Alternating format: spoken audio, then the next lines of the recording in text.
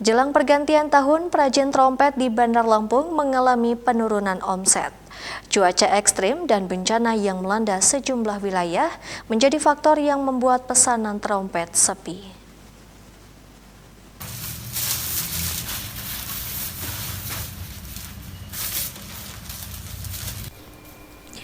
Inilah kondisi lokasi sentra perajin trompet yang berada di Kampung Sawah Brebes, Tanjung Karang Timur.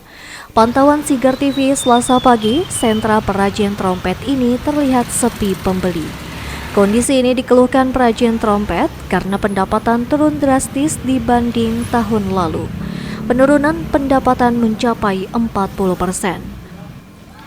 Perajin menduga sepi pesanan trompet disebabkan faktor cuaca dan banyaknya musibah yang melanda sejumlah wilayah di tanah air. Biasanya perajin memproduksi trompet hingga 10.000, saat ini hanya kisaran 2 hingga 3.000 trompet. Mendekati tahun baru biasanya lapak trompet banyak didatangi pedagang musiman dari luar daerah.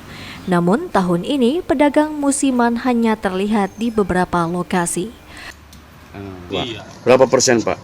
Wah, itu turunnya udah 40-an% ada kok, Pak. Hampir setengahnya, Pak ya? Iya. Tahu penyebabnya nggak, Pak?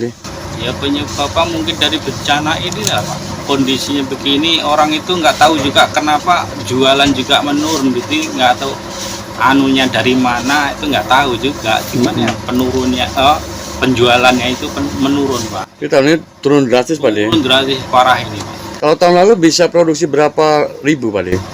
Ya kalau tahun lalu itu bisa 10.000 ada lah, tapi ini nggak ada. Kan jelang 2 pekan lagi jelang tahun baru ya? Iya. Nah, seperti apa kondisinya? Terjadi penurunan lah dari tahun-tahun sebelumnya. Karena mungkin faktor cuaca juga, dan mungkin orang-orang juga mikirnya, mending tahun baru di rumah aja lah. Tahun ini produksi berapa? Tahun ini sih ngabisin dari tahun sebelumnya aja ya. Dan juga beli dari ini juga ya, Mbak. Beberapa barang ada yang baru juga. Itu buat variasi aja lah.